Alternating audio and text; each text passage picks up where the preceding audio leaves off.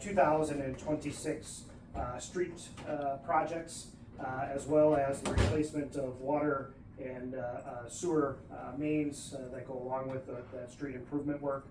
The street portion of the project costs, it will be repaid with ad valorem property tax revenue on an annual basis, the principal and interest payments, and I'll show you what that looks like on a pre-sale basis right now. And then the portion of cost that is allocated to the water utility and to the sewer utility, so the replacement of mains and associated project expenses, it is anticipated that the village will annually abate that portion of the property tax levy with revenues of the water utility and sewer utility. So essentially, water and sewer, those portions will get paid with revenues of both utilities, as you would expect. Promissory notes are issued with the village's full faith and credit. All municipalities in the state of Wisconsin have a finite amount of general obligation borrowing capacity, and that is no more than 5% of your total equalized value. After the issuance of these promissory notes, the total amount of outstanding general obligation debt will be approximately $8.4 million, which is 57% of your total borrowing capacity, with just over $6.4 million of remaining residual general obligation borrowing capacity. You annually pay that down, and that'll be the same with these promissory notes. From a geodebt capacity standpoint, in the absence of a debt policy, really where we see the upper limit of wanting municipalities to go in terms of general obligation debt capacity is no more than, say, 75%, or if it is going to be over 75%, then it's there for only a year or two, and then we're starting to pay it off. And sometimes that does happen for necessary projects, but you're well under that limit. The term and call feature of the debt, so the term is going to be, assuming you move forward, the term will be, of the promissory notes will be 20 years. Principal will start March 1 of 2027, run out through 2046. Interest will be due semi-annually, starting March 1 of 2027. The notes will have a call feature or a prepayment feature to them on or after March 1, 2035. So really the 2036 maturity, or any maturity thereafter. If you accumulate cash and you want to pay off that debt with cash, you can do a call of it. There's a process to go through, but you can call that debt and pay it off. The other more likely scenario is if interest rates would fall over what gets locked in on the day of sale, you can refinance that debt for savings. You can also move the structure around as well if it better suits the village, but you can't take the term out longer than 20 years. 20 years is the longest you can take general obligation out in the state of Wisconsin. In terms of just some of the other particulars of the sale highlights, this is going to be sold on a non-rated basis. So there, generally speaking, there's two major rating agencies in the United States, Moody's and Standard & Poor's. The village has issued debt in the open marketplace before and done that on a non-rated basis, as have many municipalities across the state. Going for a rating, there is a cost that is associated with that. The cost is baked into the financing, and generally what you want to see is that the rating that corresponds to it not only covers that cost, but then some.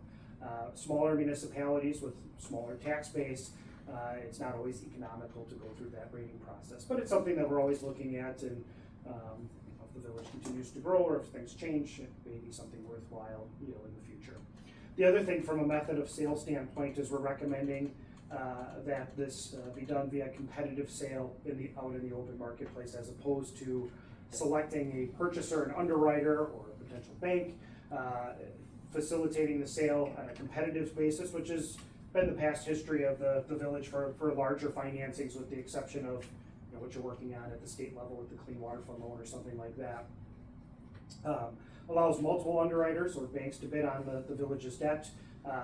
Between now and the day of sale, There's a number of steps that we'll be going through, but the biggest one is preparing the official statement. The official statement is the primary offering document for the sale of the promissory notes, and it provides potential purchasers, which are underwriters, with all of the pertinent financial information that they would want to know about the village and this upcoming financing in advance of the sale. There's a lot of information that we gather from village staff, so special thanks to Stephanie now for all of the fun that you'll go through, Stephanie, between now and the sale of gathering, financial information, as well as your latest audit.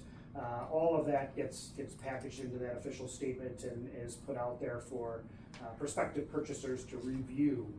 But on the day of sale, we want to see as many underwriters as possible bidding on that. It's not too dissimilar to like a construction type project where there's a prescribed date and time. We accept bids through an electronic bidding platform. We'll tabulate those bids and prepare a document very similar to this, but it'll have the final sale results that you'll have. In terms of that process, so when we go through a parameters process, in a normal sale, we would take bids in the morning of your village board meeting. You'd have it as an agenda item, and then we'd be back before you that evening with the sale results, and you'd award the sale to the lowest underwriter that day. With the parameters sale, we're doing it again on an off meeting date, which we're scheduled for September 16th. And it establishes maximum parameters. So in this case, it's a not to exceed size of $1,925,000. Likely that it'll come down. So the underwriter on the day of the sale will be bidding on two things. They'll bid on the price, which will include their fee, which is expressed as an underwriter's discount for purchasing the debt, holding that in their portfolio until they can start parsing it off on the secondary market. And then they'll be bidding on the interest rate for each maturity over that 20-year period. So as you might have looked at the packet, there's a different interest rate for each maturity. That'll be locked on the day of sale. So this is not a variable rate debt instrument that'll fluctuate with the market. It'll be locked in on September 16th. The maximum size, again, is that $1,925,000. If we get a premium bid, which is a likely scenario where essentially the underwriter is bringing additional cash to the table, it's not cash above and beyond the par amount is not anything you have to repay, but in exchange for slightly higher interest rates. What we're able to do with that is pay for the underwriter's discount, cost of issuance, and then deposit the remaining amount into the debt service fund to cover interest expense over the first couple of years of the promissory note. So the size won't increase over that $1,925,000, but it's very likely that we'll be able to bring it down if we get a premium bid. On the flip side, we also allow for a discount bid where the underwriter would bid on a price lower, slightly lower than the par amount. We don't want anything lower than 98.75%. Any lower than that, you won't have enough money for 100% of the projects that you want to borrow for. And then a maximum true interest cost of 4.47%, and we anticipate that being lower than that, but that's the maximum that we would that you would accept under the terms of this resolution. And then it allows us on the day of sale to make some changes in the maturity structure if it's warranted. And again, if we're lowering it, likely we're just kind of going across the board and making changes, but it allows us to increase each maturity by up to $75,000 or decrease it by $65,000. And again, that just allows us to make day of sale changes if it's warranted, and likely it's not going to be that much, but gives us that flexibility if it's needed.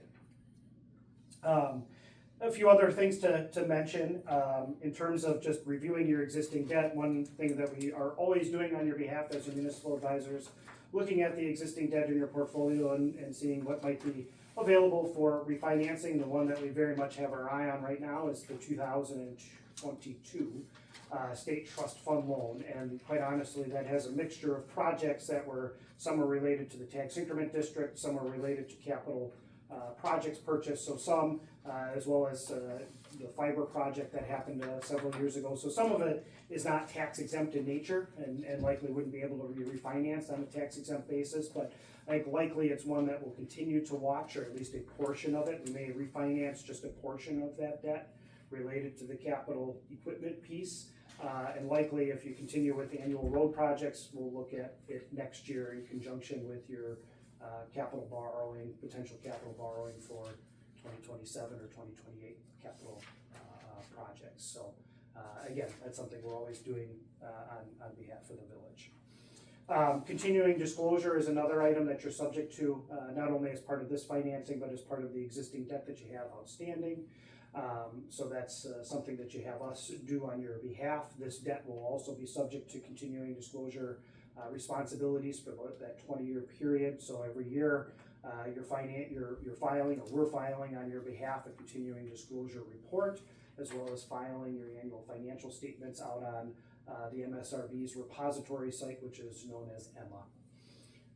From a other player standpoint, so beyond us as the municipal advisor, and really our role is recommending the method of sale, helping prepare that official statement, and then facilitating the sale with you. You've got other professionals that are assisting with the issuance process. The biggest one is Quarles and Brady, which is your bond counsel, and their role is to provide that opinion that the projects that are being financed are being done so on a tax-exempt basis, and that you have the lawful ability to finance the projects that you want to do. They also have the ability to serve as disclosure counsel, which is an independent set of eyes on that official statement to ensure that it is as fair and accurate as possible, and that you're not in any way misleading potential purchaser about the financial status of the village. So that's something that we've got built into the financing. If you move forward with it, it's already included in the amount, the borrowing amount. If you don't, we downsize it and move it out on the day of sale. Bond Trust Services also serves as paying agent. So all bond payments in the United States, promissory note to bond payments out in the open market, are paid to Depository Trust Company, or DTC, out of New York. So you've got a paying agent that acts as an intermediary between the village and DTC to ensure those payments are made over time. The other thing is, if you have what are called a term bond, where multiple maturities are termed up by the winning purchaser, it doesn't affect how you make your payments. There's a call notice that is associated with that. A paying agent makes that on your behalf, and that could be 10 years down the road. And we all like to think we're going to be here for that period of time. Maybe we won't. So nice to have. It's just a peace of mind factor to have somebody in your corner, and it's a minor expense to the village. From a schedule standpoint, the debt service schedules are included in the packet. The first schedule just shows your existing amount of general obligation debt that is outstanding before the issuance of this debt, and it shows it by year, and then it also shows the other abatement sources that go along with that. So not all of the principal and interest payments that you make are carried by the property tax levy.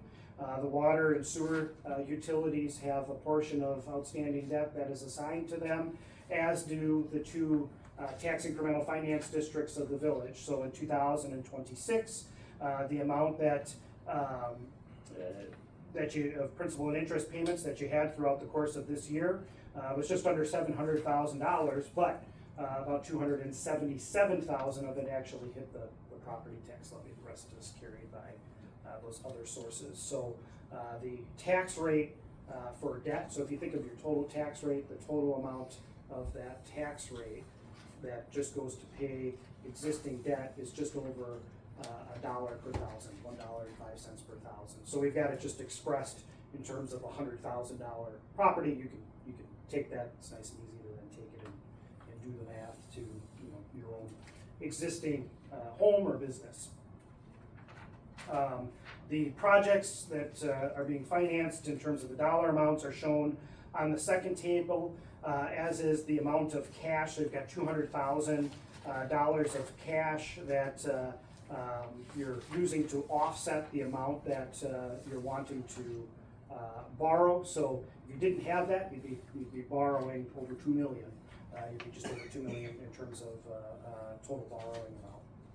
The sources and uses in terms of the total borrowing are shown on table 3, and again, that's a not to exceed size. So cost of issuance may come down, and the big thing is obviously we want those underwriters to sharpen their pencil. We've got a $12.50 discount per thousand of borrowing that is happening from the, in terms of the underwriter's discount. On the day of sale, we'll get the actual underwriter's discount. And then we've got some interest earnings that are accounted for within the offsetting the cost of issuance. And then the final thing to note is that promissory notes are sold in $5,000 blocks, so it's not to the actual whole dollar amount. So there is a minor amount of rounding, about $2,800 of rounding that are included to that nearest $5,000 block. The estimated principal and interest schedules are shown on table 4, and we're allocating it between streets, stormwater, sewer and water. Sewer and water, again, the expectation is that the sewer utility and the water utility will pay their respective share of the debt. The debt is relatively level in nature in terms of the principal and interest payments. The interest rate scale that you see here is based on a current non-rated sale with an additional 50 basis points or 0.5% built into each interest rate that you see going down the page. So if rates have actually been falling over the last few weeks after coming up, and we just seem to ride a bit of a roller coaster here depending on what's happening out in the world and the marketplace. But interest rates have fallen about 12 basis points over the last week, which is great. As I mentioned, on the day of sale, that'll all get locked in. Financing plan in terms of how this all comes together is shown on table 5. So table 5 has your existing debt shown in blue, same principal and interest schedules that we walked through earlier, and then the new debt coming in. So the total estimated principal and interest payments, and again, this is on a pre-sale basis, are expected to be about $145,000 a year. With the water utility and sewer utilities, water utility is expected to obviously cover its share. That's about $65,000 a year principal and interest, and sewer is much smaller at about $11,000 a year. So it's estimated that the tax rate for debt will go from about $1.05 per thousand to $1.25 in 2027, and then start to come back down. But that's partially as you're paying off existing debt. If your tax base continues to grow, you'll see that tax rate drop. And the nice thing about that is you can layer in and be ready for the next round of street improvements that we know Clark Dietz has got, as part of its planning estimates. And obviously that decision to move forward or not rests with you all. But from a planning standpoint, this is ready and willing to take that on. So. 100,000 per 100,000 of value, the estimated impact to total property taxes is $24 for the 2027 property tax bill. And again, you can kind of extrapolate that out to your own property. Final page, in terms of the schedules, shows the total general obligation debt capacity. Before and after the sale, again, that's that 5% limit of total equalized value. So at the end of last year, the village was at 50%, just under 50% of its total equalized value. At the end of this year, before the issuance of debt, you'll be at approximately 44% of your borrowing limit. Assuming you move forward with this borrowing, you'll be at 57% with about $6.5 million, just under $6.5 million of residual capacity. But we're assuming annualized growth rate on the TID side, so total equalized value, just over 5%. And that kind of will change, but that's a conservative estimate just based on where the village's equalized value has been. From a schedule standpoint, as I mentioned a few times, the sale is slated to occur on September 16th, and the estimated closing date, so that would be the date that funds would be wired to the village, would be October 8th. So that's kind of the timeline that you're looking at. So the date that you'd have money available will be beginning of October. So a lot of information to go through, but happy to answer any questions. Tom, I just got a couple questions. One is, of the issuance, about 86,000, which is about 4.5% of the project, are there opportunities to get that reduced? The issuance expense? Yeah, with either Quarles or you or any of the other. The fees from us and Quarles are gonna be locked in. The fee that's not is the underwriter's discount, so on the day of sale, it's possible that may come down. It's also possible with a premium bid that the cost of it is covered by the underwriter. So but as we look at future projects, is it based off dollar amount as a percentage, or is it more of a, look, there's minimum costs, pull this together, whether it's 2 million, 4 million, 5 million, whatever? Generally, the cost of issuance is based on the par amount of the debt. Okay. So, do you get more benefits when it's higher in the future? I mean, do you start to gain scale there? You're talking about us at Ellers in terms of the cost of it. The higher the par amount, the higher the fee, yes. So it just kind of goes with it, so. It does. I mean, there's a minimum fee that we have in our schedule of fees, but the higher the par amount, the higher the cost of issuance.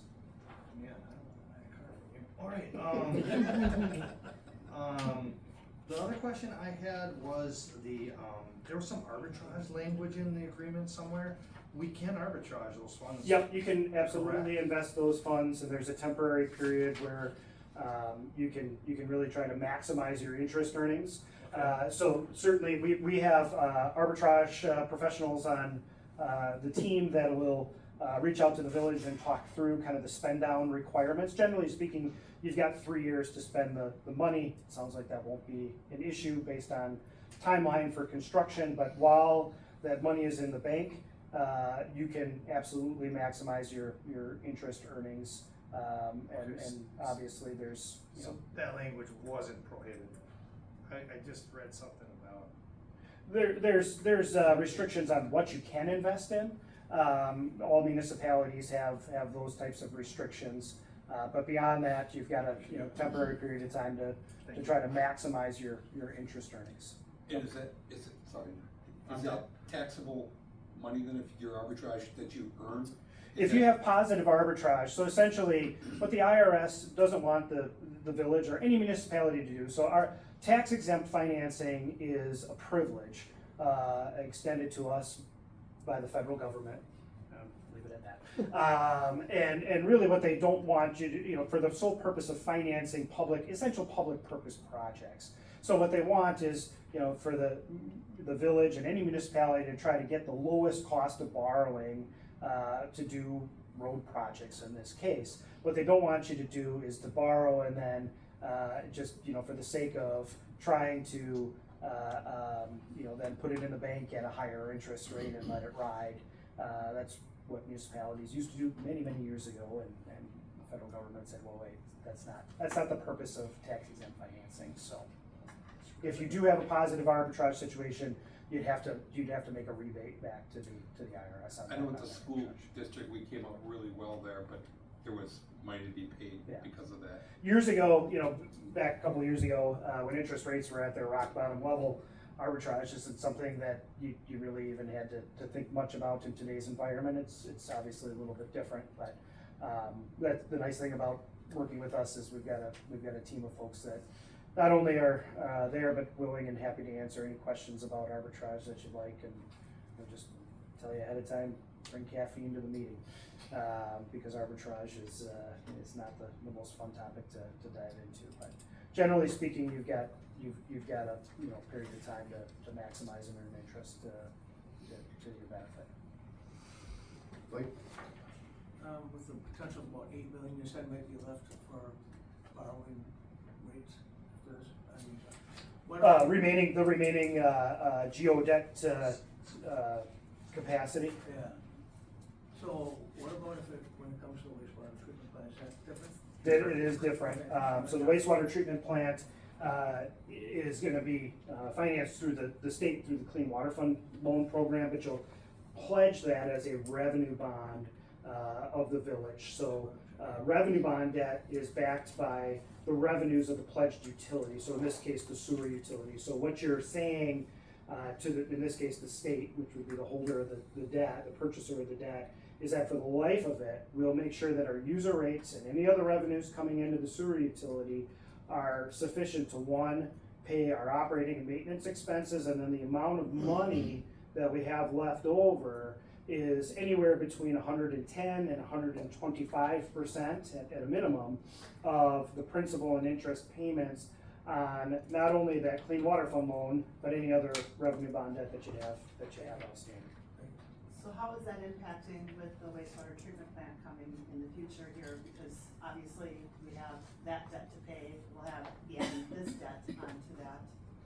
What's the bigger picture, even though it's paying for itself? I mean, Potentially sewer rates, just keep jacking up the sewer rates? potentially.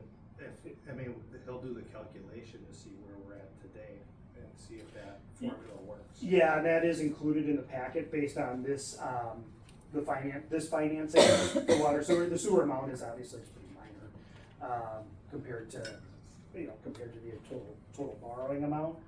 So the revenues of the utility are certainly sufficient now to cover the debt that you're taking on for both water and for sewer, but the wastewater treatment plant, you'll may be looking at additional rate increases as needed, in order to take that debt on. And revenue bond debt is very similar to, say, personal debt, where you've got to generally demonstrate at the time the debt is taken out that you have those revenues in place. The state, through that Clean Water Fund program,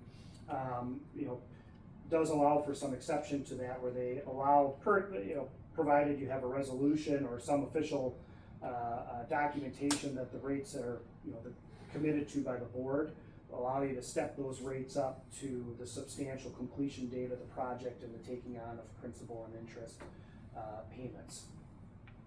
We did a revenue bond for the lift station, right? The revenue bond for the lift station is pledged temporarily as GO debt, but the plan will be to likely refinance that with revenue bond debt. So it was purposely done on an interim basis to allow these new rate increases to take effect, get the plant project done, and then refinance it with permanent debt. So we'll look at it, as we get there.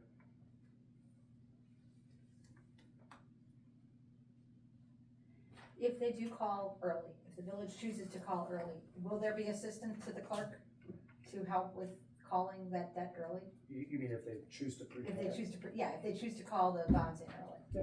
Okay.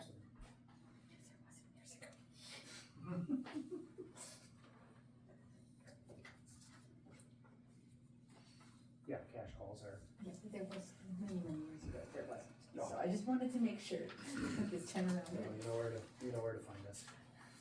because it was not. You don't make a motion, right? Well, it's you. Well, you probably would say it better, but I will go ahead and make a motion that we approve the pre-sale report from Ellers to go forward with general obligation debt. Read that. There you go. Regarding resolution 2026-4, the resolution authorizing the issuance and establishing parameters for the sale not to exceed $1,925,000 of general obligation promissory notes, series 2026A. Recommend we approve. We have a motion and a second. Any further discussion? Those in favor? Aye. Opposed? Motion carries. Thank you. Thank you, John. Yep, take care. Work on that discount, get John. Do my best, Dave.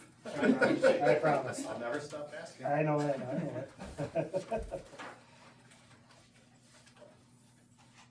All right, approval of ordinance 2026-07 zoning non-conforming.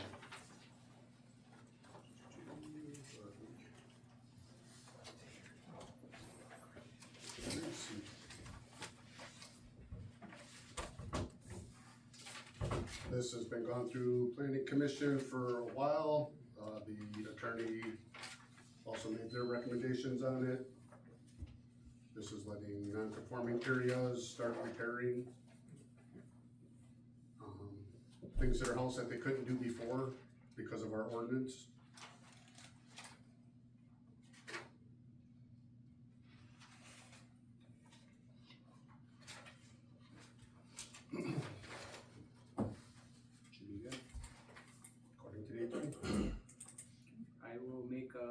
Motion for the approval of ordinance 2026-07, zoning non-conforming. I will second that. We have a motion and a second. Any further discussion? Roll in here, just, all fences must maintain a good physical condition. We're looking at some of the houses right now and that kind of stuff, so who makes that determination?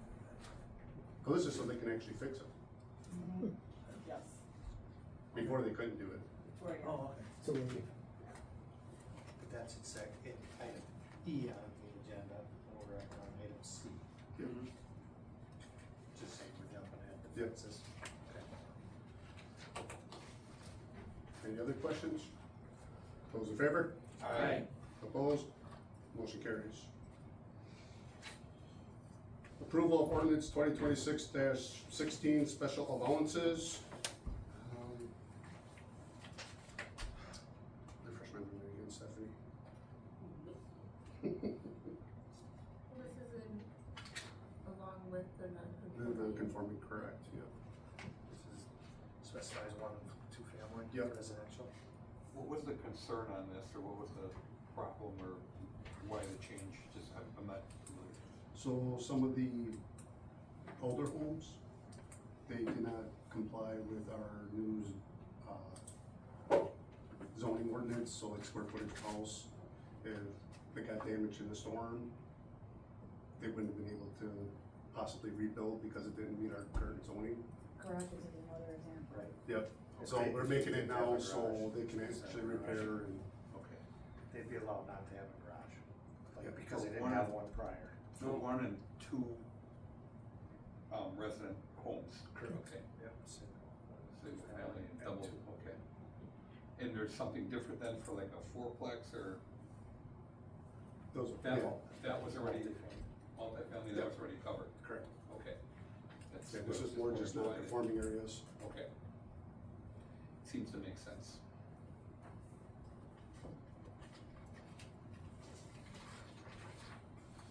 Make a motion to approve ordinance 2026, that's, 07, zoning non.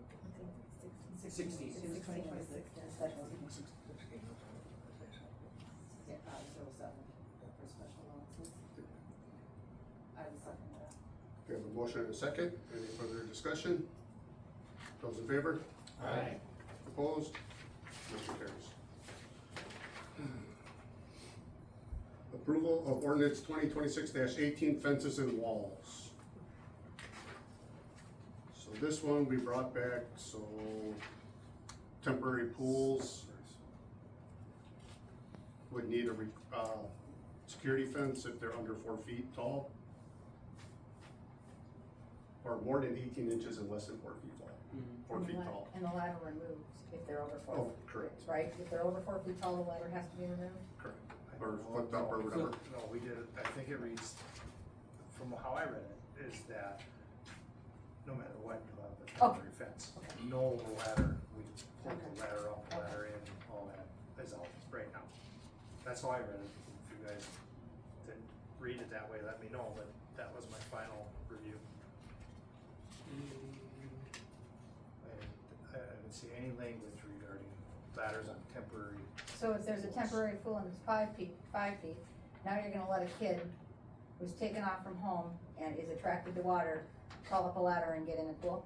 No, they're supposed to have a fence. No, around it. then that, cause. I thought you said a 4 foot only, 4 so if foot it's a 5 or foot. less, 4 foot or less, so 18 inches to 4 feet, they need to secure, or like, secure it through. Okay. Can be a plastic fence, it can be, but it's a temporary fence around Okay. temporary pool, does that make sense? Yeah, but what about if it's a 5 foot temporary? Correct, that's what I thought it Those was. fall under the regular, Okay, that's the piece I was because missing. you're talking, Okay. that's not a temporary pool anymore Okay. from a height I size. was gonna say, I thought we had it for. I just, the I regular. couldn't, I was missing that Correct, piece. but more so, I just wanted to be clear on the stuff that's 4 feet, from Mhm. 18 Okay. inches to 4 feet, that needs. I thought you meant security. No, I remember Sorry, that being in that's there. how I read it, and you guys can point me as wrong, I just, No, I don't that's know. how, that's how I read it, we've looked at this 100 times, so. Mhm. And it also allows now legally for snow fences to be put up And construction fences. and construction. Well, that, Construction was Yep. another one that was in there. Alright, I'll make a motion for the approval of ordinance 2026-18. Second. We have a motion and a second. Any further discussion? Those in favor? Aye. Opposed? Motion carries. Approval of ordinance 2026-17, certified survey maps. Oh, this was another one we went back and forth on.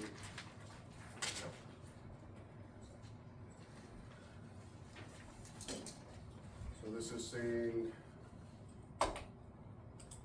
Section 38 through 49. is that what it was? Oh yeah, 3849, certified survey map, yeah. That was the main change. Right.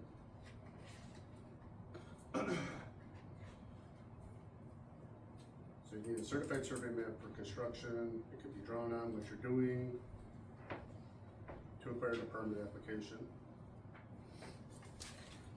I'll make a motion to approve ordinance 26-17 certified survey maps.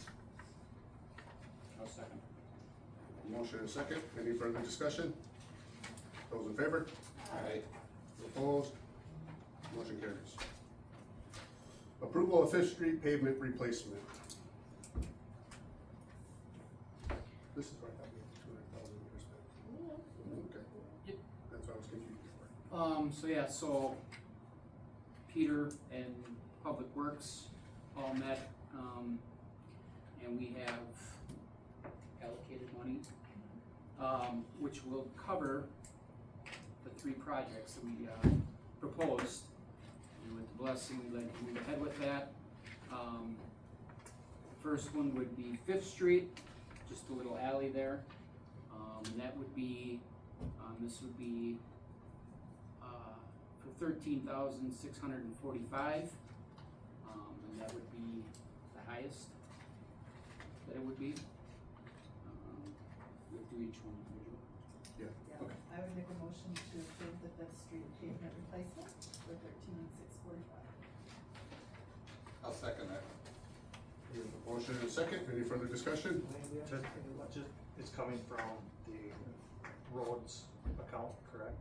Yes, this is. Okay, just. Which I guess you wanna just explain that, Stephanie, just so that it comes from the tax.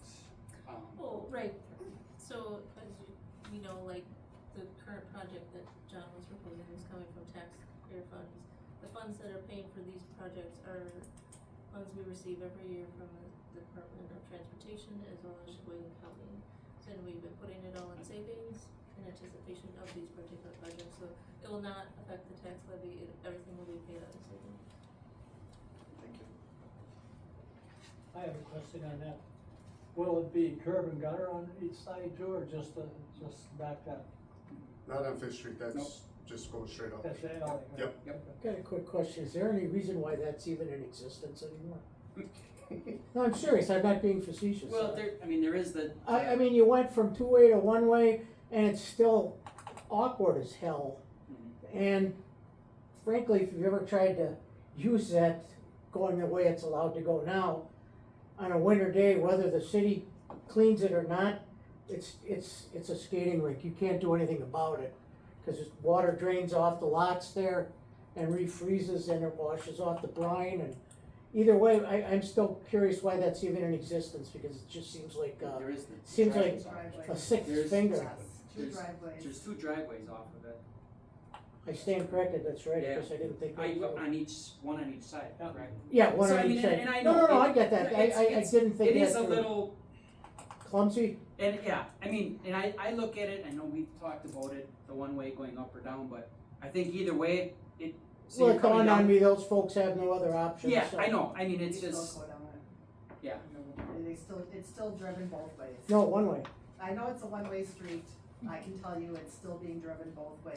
Well, I'm not guilty of that for a change. Yep, this is.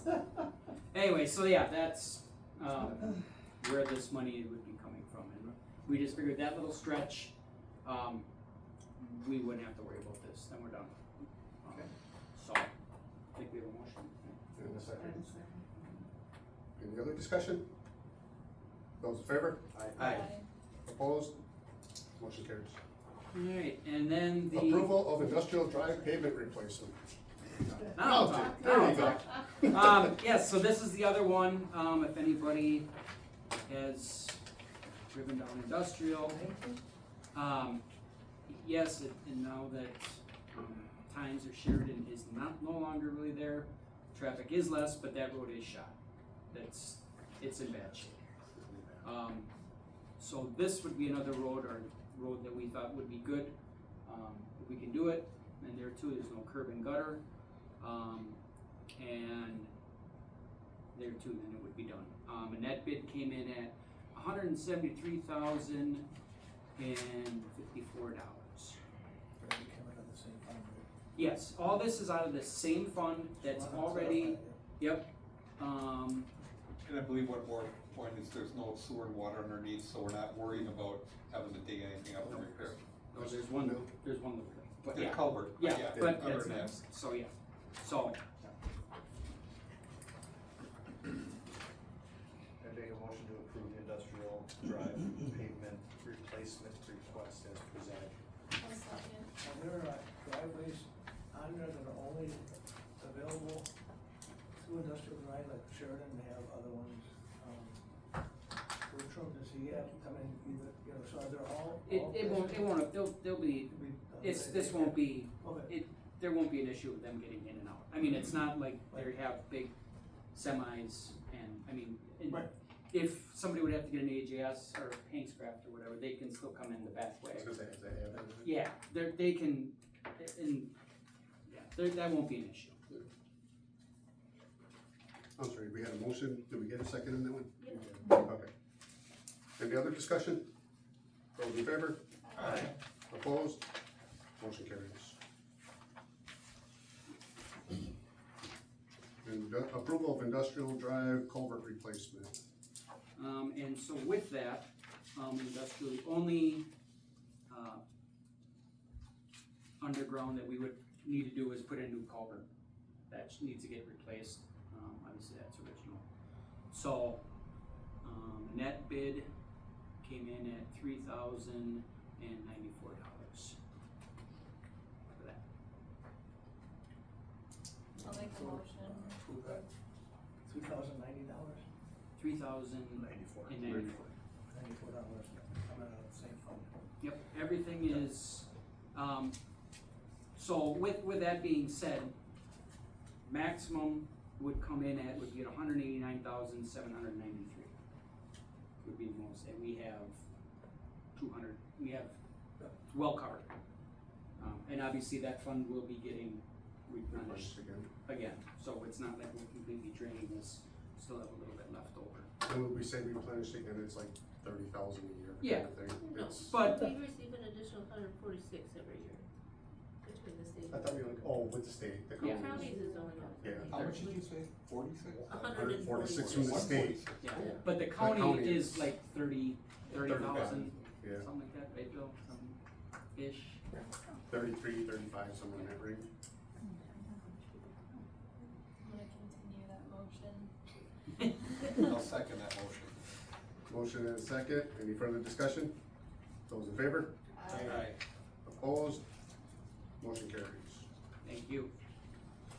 Approval of rescheduling of the September 7th village board meeting, good old Labor Day. Do you wanna move it to Tuesday? Tuesday or? That's your only option. Tuesday is, or by the ordinances, by the code, you have to move it to the next day. Sure. Make a motion. So it's either work Labor Day or the day after. I make a motion to reschedule our board meeting to, September seventh, eighth from the seventh. I will second that. Motion and a second, any further discussion? Those in favor? Aye. Opposed? Motion carries. Approval of August 3rd, 2026 village board meeting minutes. Because I knew people were gone and Yeah. you're Oh. gonna take it I was out. not Otherwise, here. we have to be taken out, so Stephanie was being proactive. Yes, thank you. That's right, we only had a couple people there. I'll make a motion to accept it as is. I didn't see anything problematic with it. I'll second. Oh, you were there, Chuck, were you there? I don't think it was there. I didn't think so. I either. was I thought I was there. It was. It was, We had four of it was Blaine, Oh, I'm me, sorry, wrong one. Wrong one. Sorry. It was me, Glad You you- And Rachel Rachel. come on late, cause I know I was not. You'll second? All right, Blaine seconds. I hope I was. No, you were gone. You now. were, you were I was gone gone? too. Yeah. We only We had were, 4 people. we were desperate for a quorum that Yep. night. We have a motion and a second. Any further discussion? Those in favor? Aye. Opposed? You abstained. Motion carries. Consent agenda. Items within the consent agenda can be considered individually if the village board chooses to do so. Do we have any objections to do them all at once? I wasn't present on July 13th. Or not, yeah, the planning commission. The planning commission? I have just one question on the bills. Yeah, but they were approved at the planning commission, so this is just, Oh, yeah, okay, like, Blaine wasn't at the planning commission. I wasn't there. okay, then we're good. Do you just have some on the bills? Yeah. Which one? Can I do it? The annual binder letter of payment, is that for Shell? For which part here? On the bill, general check fund. General checks? All right, we'll pull that one out. Page 2, We'll pull that one out. okay. April 21st, 2026, Lake Parks and Rec Committee meeting minutes. July 6th, 2026, Plan Commission meeting minutes. July 13th, 2026, Finance Committee meeting minutes. July 13th, 2026, Planning Committee meeting minutes. July 15th, 2026, Public Works Committee meeting minutes. July Sheriff's Department report. August 18th, 2026, utility checks. August 18th, 2026, fire and ambulance checks. And August newsletter. I think the beautification committee corner update is missing. Yeah, I'm doing for tomorrow's meeting. Oh, Yeah, so that's the question. Gonna wait for tomorrow. I'll make a motion to approve the consent agenda as presented. Second. We have a motion and a second. Any further discussion? Those in favor? Aye. Opposed? Motion carries. August 18th, 2026, general checks. Blaine? I just have a question on the annual binder. This is where you redid this, this is Jack's the subdivision, Sheldon subdivision, where they put the second letter on? Cool. Okay, is that an agreement that we would pay for that second letter initially? Yep. Okay. That was your only question? Yes. All right. Do we have a motion? Make a motion to approve all checks, general checks. Second. Motion and a second. Any further discussion, or any more discussion? Those in favor? Opposed? Motion carries. Reports, Stephanie. Alright, we don't have much. So we had our primary election, we had about 35% turnout, which was more than expected, so pretty excited about that. Met with Collins and we have set up our positive pay security for all our current checking accounts. Met with Trevor Rose, which is currently our auditors, but we're looking to see if we can have them do additional accounting services with us, so they should be receiving a quote here soon. And then prepping for the end of the season with Music in the Park. For upcoming, we have a Board of Appeals meeting next week. We're gonna be meeting with Collins about consolidating our 3 credit card systems that we have. Processing the August tax settlement with the county this week, and lastly, we need to schedule our highway cleanup. So I'm looking for any suggestions on dates. Any questions for her? All right, Peter. In the last 2 weeks, we have, we helped with elections, set up and takedown.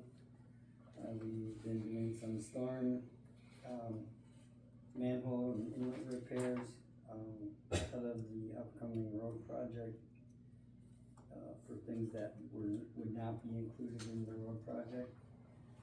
We've been doing some additional investigative vacuum, investigation vacuum for the upcoming project, just on verification on some materials. We started prepping for asphalt repairs. in different places around the village that we will be doing some spot repairing. We finished our pallet racking in the storage building, we have a lot more room in there now, everything more organized. We had several repairs on the East Shore lift station that we've been dealing with. Good news is we did have, some startup, testing last week on our new lift station controls. Everything seems to be working okay, ready for the transformation or the switch over, other than the generator, but our gas line was put in at the end of last week, so our generator, startup with Cummings will be next week, the 26th. So that window is where they're gonna have it ready to go. Now that the gas line is in, we should be ready for our generator test with Cummings next week, and they are dewatering, they started dewatering last week in anticipation of now knowing the lift station will work, that, they will, any day now they are going to start on the reconnection, rerouting.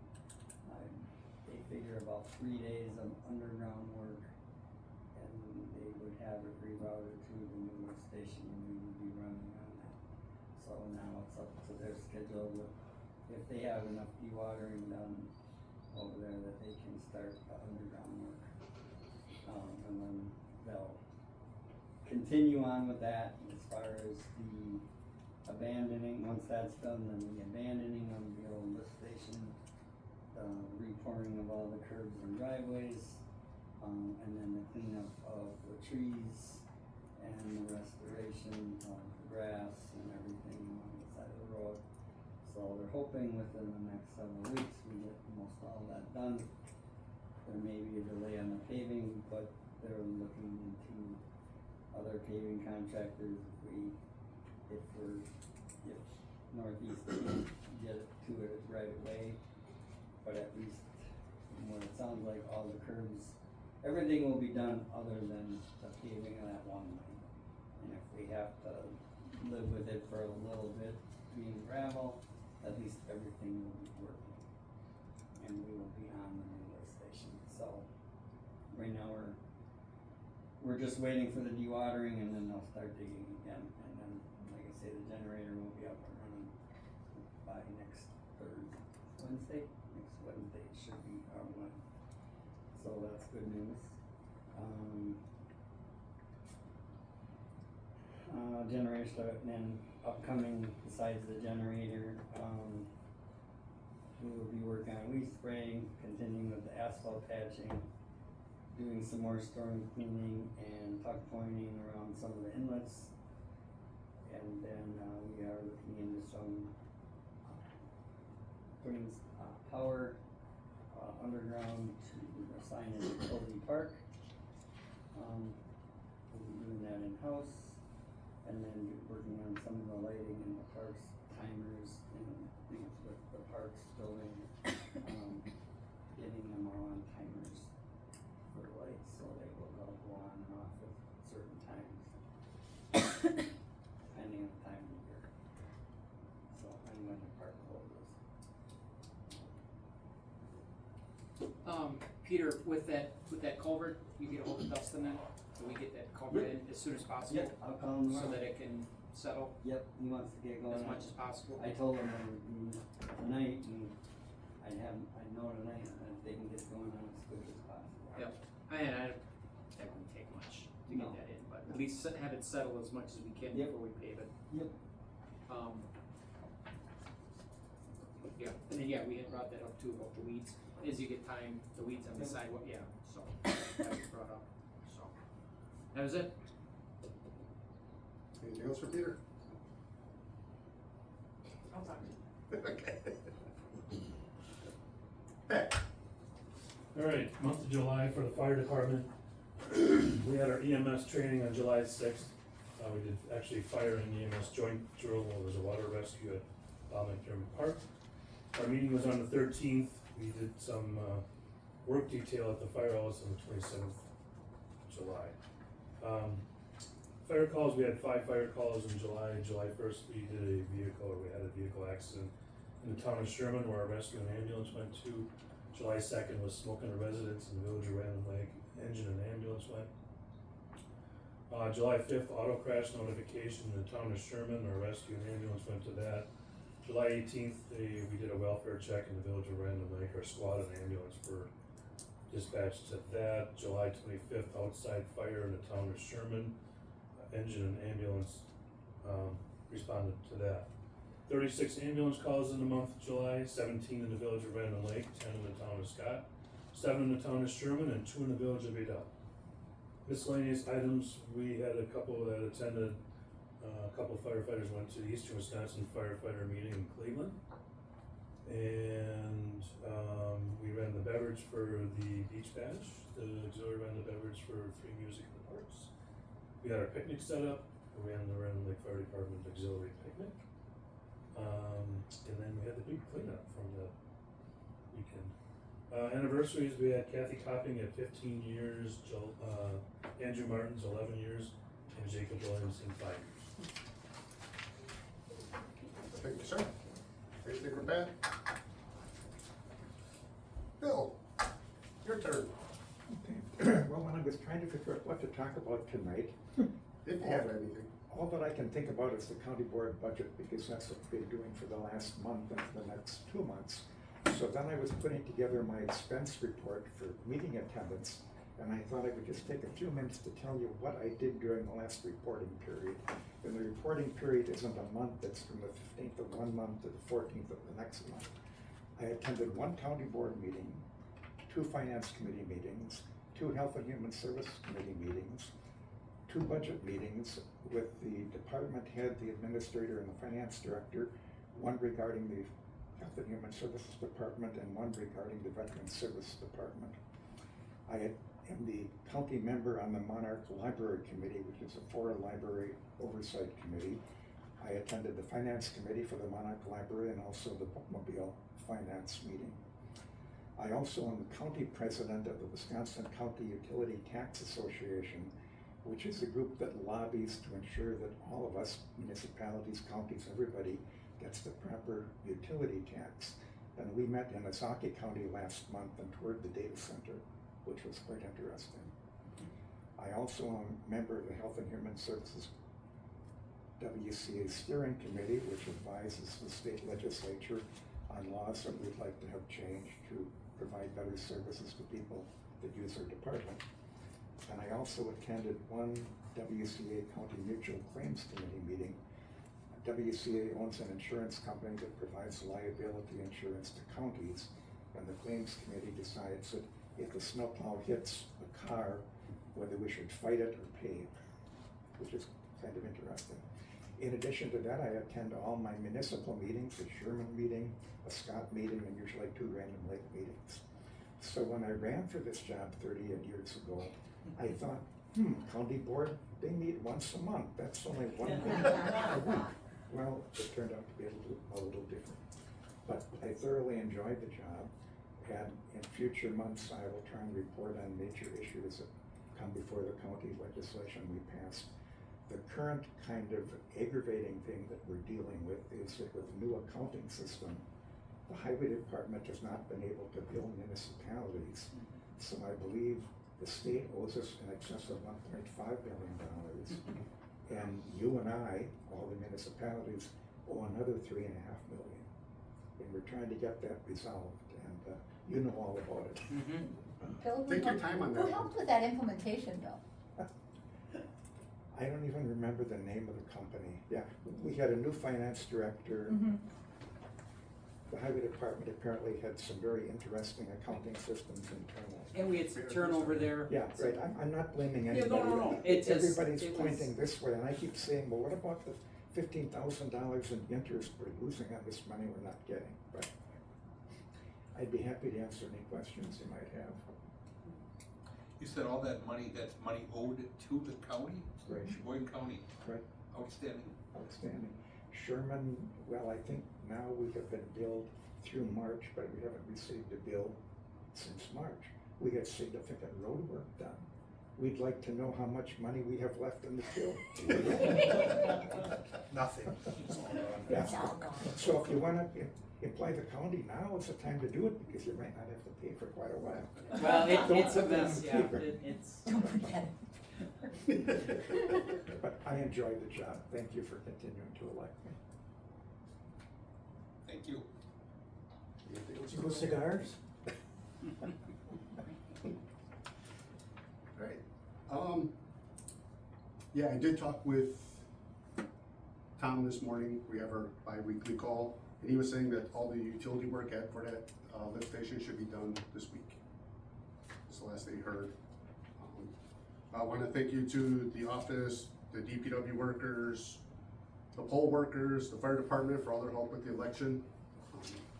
Much appreciated. Also wanna say congrats and thank you for the services for the anniversaries. And committees, are we working on those budgets? I hope so. That time's coming up soon, so if not, please schedule something and start working on those budgets. And that's all I had. Public comments on 9 agenda items, limited to 3 minutes per speaker. Please state your name and address. No back and forth commentary is allowed during this item, as public comment item being addressed is not listed on the agenda. Stacy. You know it's never good when I wrote it down. Uh-oh. I'm here tonight to speak to the board, and I'm actually also glad that Bill is here, because this concern sits at the intersection of the village and the county, pardon the pun. I want to address a recent stop sign change within the village limits.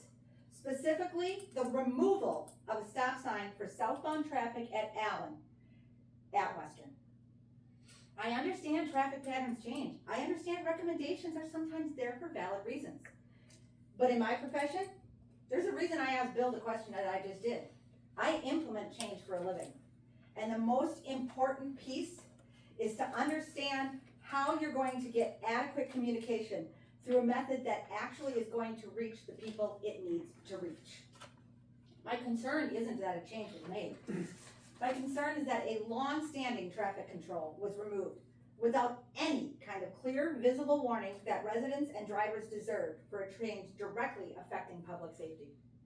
A stop sign that had been in existence for decades came down, and the primary immediate notice was a text message and a post on a village website, followed later by a newspaper article because the sign went down the same day that Gary had the paper out. He couldn't foresee the future, not on him. But respectfully, none of that is adequate notice for the change of this significance. And you all know that. Why do you know that? Because in other places, changes were highlighted with visible warnings. The four-way stop at Carroll Street, the four-way stop at Butler, the speed limit reduction on Carroll and on Orth. Those all got flags. You're coming down Allen, you don't know that the stop sign disappeared. A stop sign that's been there since at least 1974, when my mom used to take me to the babysitter. I've been told that the stop sign didn't have to come to the full board because the county made the change. I do know, however, from reading Public Safety Committee minutes, that there was acknowledgement of it there. So in any case, the explanation doesn't answer the core concern, and instead it shows why clearer communication is important. This change passed through multiple hands. The Public Safety Committee, the Public Works Department that was at that meeting, the county person who approved it, and the representatives of the Highway Department that physically removed the sign. At any one of those points, someone should have paused and asked the common sense question. If drivers stopped here for decades, how is the oncoming traffic going to know now that it's not going to stop when they're going to turn to the west? This matters because traffic safety is not just a rule on paper. It's about what people reasonably expect when they approach an intersection. Residents, former residents, parents, other school traffic, they've built habits around that intersection for generations. And a person doesn't erase 50 years of expectation because a website post went up or a text message went out. For a transition period, drivers need a visible warning at the place where this decision is made. That's the intersection itself. The risk isn't hypothetical. If a driver turns west, first day of school, paying attention to the kids, you got your 10-year-old who can legally sit in the front seat. You got your 5-year-old in the back seat, both on the passenger side. You're trying to pay attention because they're excited, they wanna make sure everything's in their backpack. You turn west because you don't think about it, there's a truck. For the last 30 years when I've been doing this, since I've been in high school, that truck has had to stop, now that truck doesn't. And it T-bones that car, where the 2 kids are. What does that mean? That means a whole lot. The request tonight is straightforward and practical. Please install a temporary warning signage immediately, such as ongoing traffic does not stop, and keep it in place long enough for drivers to adjust. This is about preventing confusion before it becomes a crash. I know that the board can't respond directly to what I'm saying tonight, but if the stop sign was removed without formal village board action, then surely immediate temporary safety measures can be taken as well. Whether that means installing warning signage tomorrow or temporarily placing that stop sign back until proper warning signage is available, I'm asking that action be taken right away. If we can warn riders about speed limit reduction, we can certainly warn them when a stop sign that's existed for more than 50 years has been removed. The consequence of missing a speed change, it's a speeding ticket, some points on your driver's license, and yeah, an increase in your insurance probably. The consequence of missing this change could be serious injury or death, and it's not just to the driver. It's to the passengers. It's to the person who hits them. It's to our EMS, who sees a young child hurt. That is the worst thing. From what I've heard from EMS people, including my father, that's the worst thing you can see is when a child is hurt. And we have set this up without any sort of forethought about the fact that we've done this for so many years, and there's no flag. I don't understand why there's not a flag there when we put a flag on Orth that's been there a whole lot less. Thank you. Anybody else? Yeah, I agree with her. I mean, to some extent, you've given a direction that has always had to stop open. And maybe it wouldn't hurt the worst to say traffic from the left, from the right, whatever, doesn't stop, but yeah, I guess I kind of agree with that.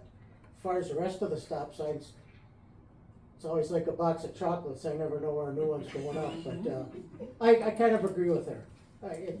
It does make sense that, yeah, I'd run it if, you know, I guess I agree with her, that something to bring it to their attention, it's not too much, I don't think, I hope. Enough gas. Thank you. Anything for future agenda items? If not, you know how to do it? We are adjourned. Oh, well, but it doesn't have any flags, because I drove past and I looked for it. Stacy, what's like that? Are we putting that in? I'm coming